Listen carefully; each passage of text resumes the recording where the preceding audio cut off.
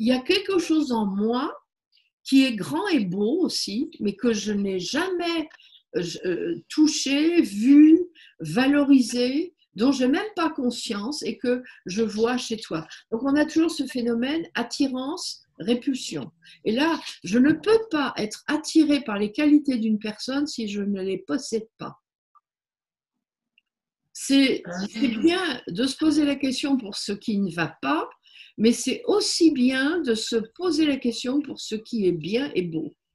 Quand quelqu'un vous dit, tu sais, je trouve que tu es pleine d'amour, il y a des gens qui disent ça, je te trouve vraiment douce et pleine d'amour. Et peut-être que vous croyez brutale, mais si vous croyez que l'autre est douce et pleine d'amour, c'est que vous êtes douce et pleine d'amour. Autrement, ça ne vous ferait pas autant de bien, vous n'auriez pas autant envie de le pointer. Donc, chez les autres aussi, on voit bien des qualités qui font en nous, mais qu'on n'a pas manifestées ou qu'on ne reconnaît pas, mais qui existent. Et ça aussi, c'est un aspect important. Oui, Anne? Et comment on peut faire pour le mettre en avant, pour vraiment le voir chez soi? Ce qui est, déjà, reconnais cette réalité, que tu te poses la question, si j'ai ça, je vois ça chez l'autre, c'est probablement aussi chez moi. Et qu'est-ce que j'en ai fait dans ma vie et comment je le manifeste? Est-ce que je ne peux pas m'autoriser à le manifester davantage? Rappelle-toi, quand on a fait la formation, permission, protection, puissance, de se donner l'autorisation de le faire. Et tu sais, moi, je me rappelle, je vous en ai parlé une fois. Ma mère disait toujours que j'étais la plus maladroite de ses enfants. Parce que j'avais cassé des tartes à la framboise, là, un jour, en rentrant de la messe. Hein. Et donc, elle avait décidé que j'avais cette réputation. Oh là là, ne lui donne pas parce qu'elle va tout casser. Et donc, j'avais cette réputation. Ça a duré pendant très longtemps. Et un jour, j'ai eu l'occasion dans un stage, c'était un stage jungien d'ailleurs, sur Jung, et de créer quelque chose avec des découpages comme ça. Je ne m'étais jamais autorisée avant à faire ça. Et alors, j'ai fait quelque chose, je n'en reviens pas moi-même. D'ailleurs, je l'ai gardé pendant des années, le truc. Je me dis, finalement, je suis aussi capable de faire des choses avec du plaisir, à être créative. J'étais vraiment émerveillée. Et le tout premier stage que j'ai animé sur les traits de caractère, c'était dans la montagne avec mon groupe pirate là. Et je leur avais proposé de faire des masques en argile, d'aller dans la nature, de ramasser les objets qu'ils voulaient. Et on avait fabriqué une grande fresque avec tout ce qui avait été fait par le groupe. Et c'était magnifique. Et donc, combien d'années il a fallu pour s'autoriser à même oser faire quelque chose de l'ordre de la créativité. Après, c'est beau, pas beau, c'est une autre histoire, c'est autre chose. Mais je veux dire, c'est se priver de cette partie en soi. Donc, c'est notre responsabilité d'ouvrir un peu nos ailes et de développer ces talents qui sont en nous, que l'on admire tellement chez les autres. Si on les admire tellement chez les autres, c'est qu'ils existent aussi en nous. Peut-être pas à travers le même art, à travers les mêmes choses, mais ils existent, ça existe. Voilà. Donc, c'est ce que disait Marie-Joëlle, c'est d'abord je l'observe. Et ce que disait, alors c'est Bouddha qui parlait de ça, parce en fait, il a dit beaucoup de choses là-dessus. Il parlait de la responsabilité qu'on avait vis-à-vis de ce phénomène de la projection, même s'il l'appelait autrement. Il disait, on est dans un inconfort émotionnel qui indique qu'il y a une projection qui est là. C'est un mécanisme qui est ici en route. Et donc, nous sommes responsables de ce que nous faisons avec. Et ce qu'il disait, c'est que la première chose, quand on l'a observé, donc Idriss Lahore nous dirait exactement la même chose, j'imagine, c'est de l'accueillir avec amour.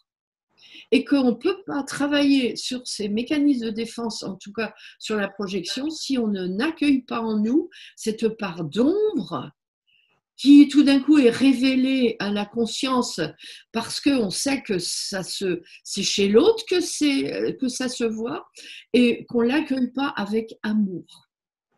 Et vraiment, j'ai trouvé ça dans plusieurs traditions, cet élément-là d'accueillir avec amour. Voilà. Donc, je ne suis pas victime, je suis victime de rien. J'ai l'occasion unique de pouvoir grandir, évoluer grâce à ces phénomènes-là, grâce au fait que je vois chez l'autre ce qui est refoulé chez moi.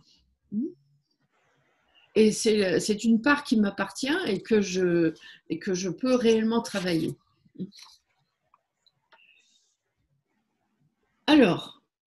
Donc, je vous donne les étapes. Il y a des étapes, il y a à peu près 6-7 étapes. Si ça vous intéresse, pour travailler là-dessus. Oui. Donc, d'abord, je reconnais sur le moment que ce qui m'agace chez l'autre, c'est un effet miroir. Donc, c'est moi qui me reflète dans l'autre. Ça, c'est la première chose. Déjà, si je ne suis pas capable de ça, j'y arriverai pas. Et je l'accueille donc avec honnêteté, humilité et amour de moi-même. Ça, c'est pas une mince affaire parce que c'est peut-être pas le plus simple. Parce que c'est pas ça qui nous vient à l'esprit, surtout si on est très en colère après une personne pour une chose précise et que tout d'un coup on se dit mais c'est à moi aussi. La tendance au départ c'est de relativiser, de dire elle est comme ça mais moi faut pas exagérer, je suis pas quand même autant. Si, tu l'es autant. Pas plus, pas moins, mais autant. Voilà. Donc humilité, amour de soi. Ensuite, donc je le constate sans condamnation. Donc on retrouve bien là les phénomènes d'observation de soi que nous a donné Idriss Laor.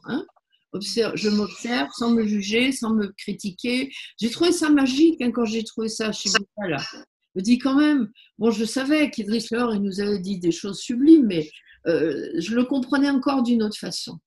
Et donc, je ne condamne pas, je sais que ce défaut est valable chez moi. Quand je suis dans une forte réaction émotionnelle, qui est le cas souvent, j'en suis très affectée, je suis dans le jugement, je sais que malgré tout, donc, c'est un effet miroir. Ensuite, s'il y a une projection de ma part, ce qui est forcément le cas, ça ne veut pas dire que l'autre n'a pas ce défaut. Attention, c'est pas parce que je le vois chez l'autre que du coup c'est moi toute seule qui l'ai. L'autre il l'a aussi, mais accordons-lui le droit d'être comme il est et accordons-nous le droit d'être comme nous sommes sur le moment. C'est là qu'on retrouve la systémie. Je t'accepte comme tu es, parce que quand Idriss Laor dit l'autre et moi, c'est la même chose. Tu es une partie de moi. On le dit aussi dans certains contextes. C'est plus que vrai, quoi. Tu es une partie de moi. Nous sommes constamment en interrelation. Et tout ce que tu vis, c'est à moi. Le bien et le pas bien. Et on est dans le même bateau. Et je ne te rencontre pas par hasard. Tu es sur mon chemin exactement au bon endroit pour que tout d'un coup, je vois, ça me saute aux yeux, quoi. Et c'est ça que fait la projection. Voilà. Donc l'autre, il est même extrêmement rare d'ailleurs que l'autre n'ait pas le défaut que vous lui voyez. Extrêmement rare. Voilà. Comment dire, il est plus facile de projeter l'image d'un violent sur quelqu'un tant soit peu autoritaire que sur une personne qui est timide et effacée. Rencontrer une personne timide qui rase les murs, vous n'allez pas lui dire quelle violence tu as quand tu t'exprimes comme ça, c'est débile. Donc, ce qui veut bien dire que l'autre, voilà, il a sa dose aussi, il a son propre problème, c'est sûr. Le degré de virulence de quelqu'un qui me critique, eh bien, je veux dire, il est un indicateur de l'étendue du travail que j'ai à faire sur moi, simplement. Et oui. Donc, en plus de ça, ça m'indique si c'est plutôt entre 0 et 10, si c'est plutôt 2, 3, vous savez, c'est comme ça qu'on évalue la douleur maintenant. C'est la même chose. J'évalue un peu le niveau de travail que j'ai à faire sur moi en fonction du niveau d'intensité que l'autre. Voilà. Et ça, je suis qu'à la première étape là. Donc, vous voyez, c'est Il faut que ce soit clair comme ça. Ensuite,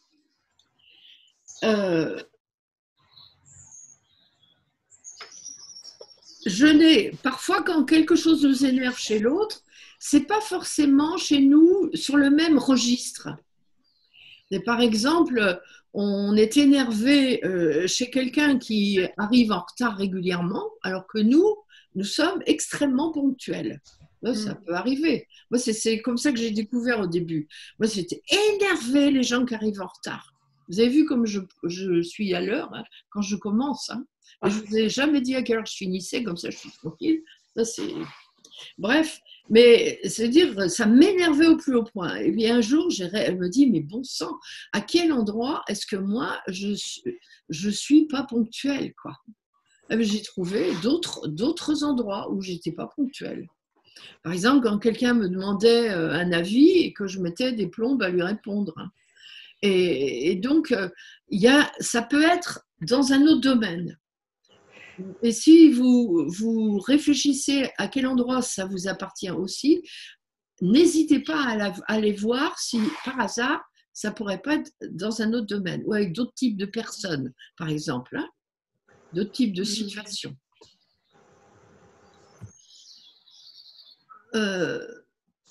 Ensuite, donc je reconnais cette projection comme mienne, je décide d'en être responsable et donc j'ai de la bienveillance. Je peux par exemple reconnaître que j'ai en moi des aspects jaloux.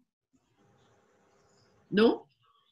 Si je reconnais en moi des aspects jaloux que j'ai jamais reconnus jusqu'à présent, ça va me permettre d'anticiper les moments de faiblesse ou de fragilité que je peux avoir parfois. Donc j'ai besoin de faire une liste de ce qui est le plus récurrent, de ce qui m'énerve le plus chez les autres, parce que ça va me permettre, oui, d'anticiper les moments où je vais rencontrer des personnes qui vont réactiver ça en moi. Je peux même décider d'en faire un moment de travail, dire tiens, aujourd'hui, je vais rencontrer un tel, d'habitude, elle m'énerve, et là, particulièrement aujourd'hui, je suis en forme pour faire un travail sur moi, et bien c'est là que je vais aller. Et je vais y aller, mais comme un travail sur moi, ça me change tout, c'est pas avec une appréhension, c'est avec joie et enthousiasme. Alors quand on va être arrivé là, on va se sentir hyper évolué, vous allez voir. Alors le problème, aussi, c'est quand l'autre projette sur nous, parce qu'il n'y a pas que nous qui projetons sur les autres ils projettent sur nous aussi, évidemment. Non. C'est pas que nous là qui sommes en train de zoomer ensemble. Les autres aussi projettent sur nous.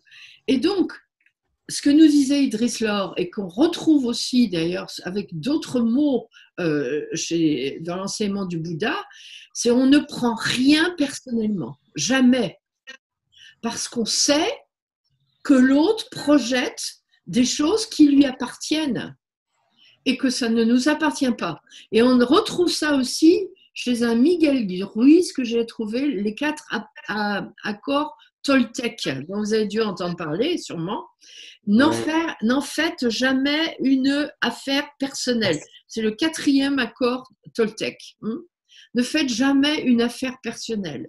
La critique émise par autrui ne me concerne pas vraiment. Elle ne me transmet que sa vision du monde à elle. Donc, vous voyez, même chez les Toltecs, ils disaient aussi la même chose. Et ça, je trouve que c'est très intéressant pour les gens susceptibles. Les gens susceptibles qui prennent tout de suite pour eux et qui en font tout un fromage. Bon, ceci dit, qu'est-ce que ça voudrait dire si je suis susceptible et que je n'arrive pas à m'en remettre de ce que quelqu'un d'autre m'a dit, compte tenu de ce qu'on vient de dire juste avant? Projette. Et ben voilà, c'est qu'on projette. Hein. Oui, exactement. Donc, c'est où je le laisse penser ce qu'il veut et puis voilà, c'est bon, ce qui n'est pas très facile, quand même le dire. Ou alors, si ça existe aussi chez moi, ben, effectivement, je suis dans un phénomène de projection. Voilà, donc on observe, on dit stop, si on a décidé de faire le travail, évidemment. Hein. On dit stop, on regarde en soi, donc quand je dis qu'on s'observe, on s'observe comme on a appris, nous, à observer.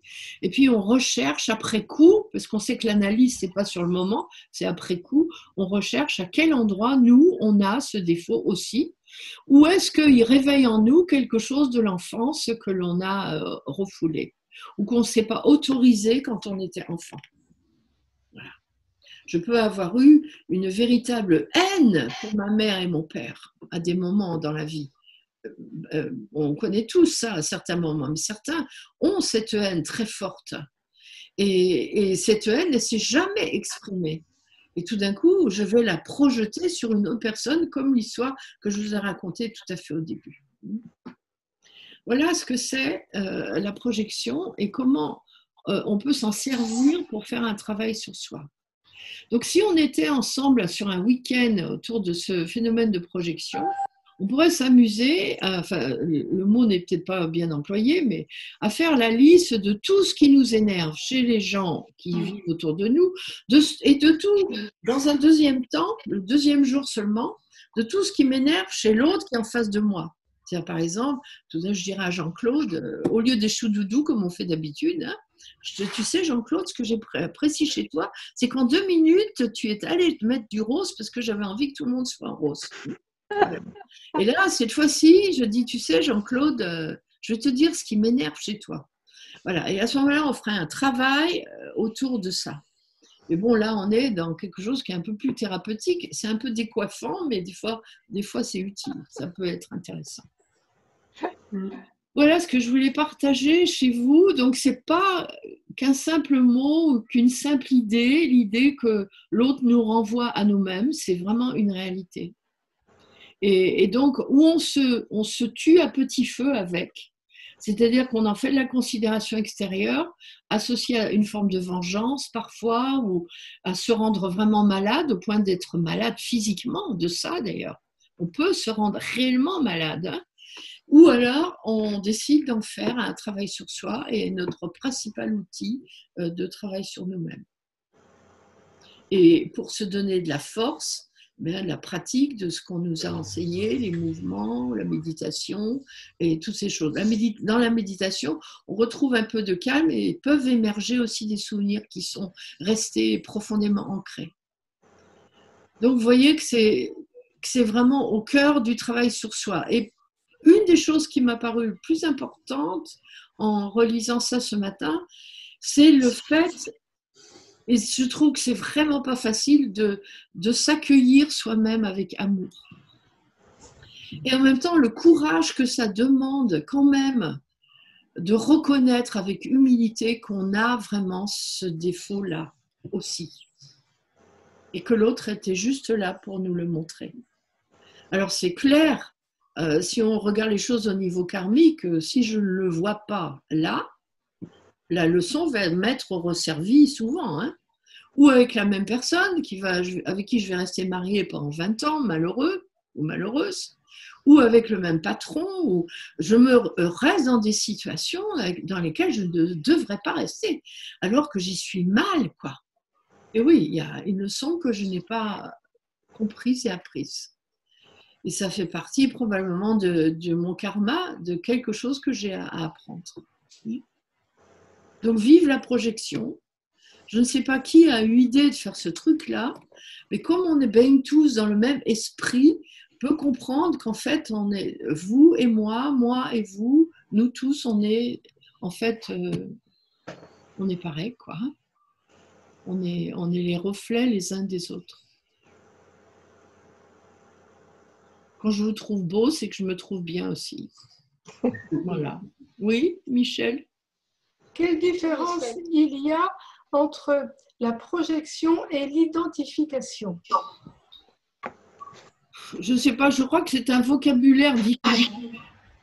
Il ne faut peut-être pas mélanger les mots. Quand tu projettes chez l'autre, disons que c'est peut-être une autre étape. Quand tu projettes chez l'autre ce que tu vis, toi, et que tu ne veux pas voir, l'identification, c'est l'identification à la réaction que tu as.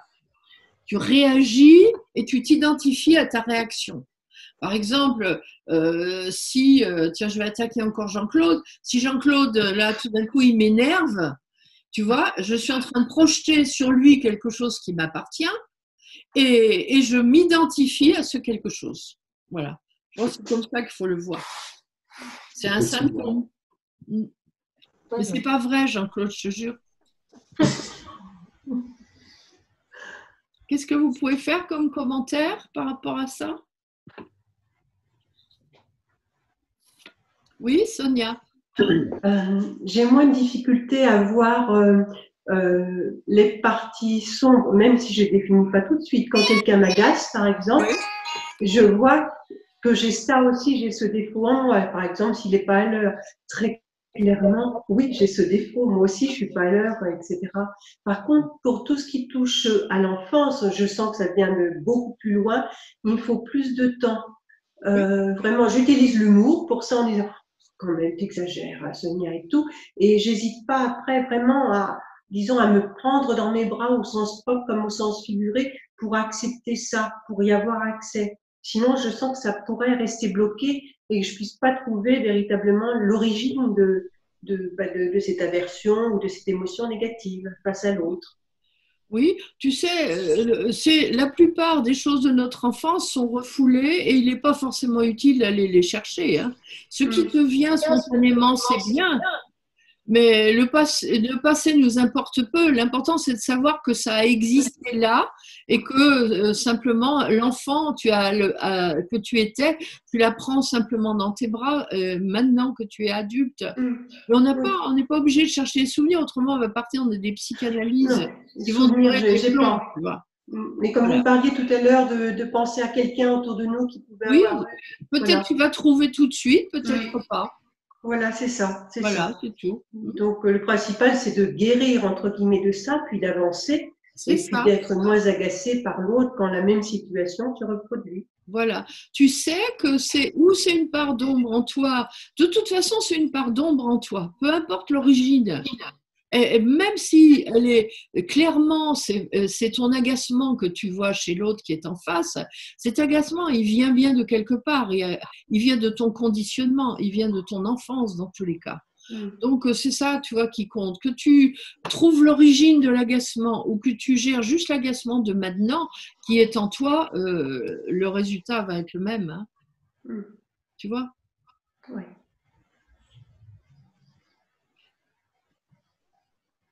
Oui, Marie?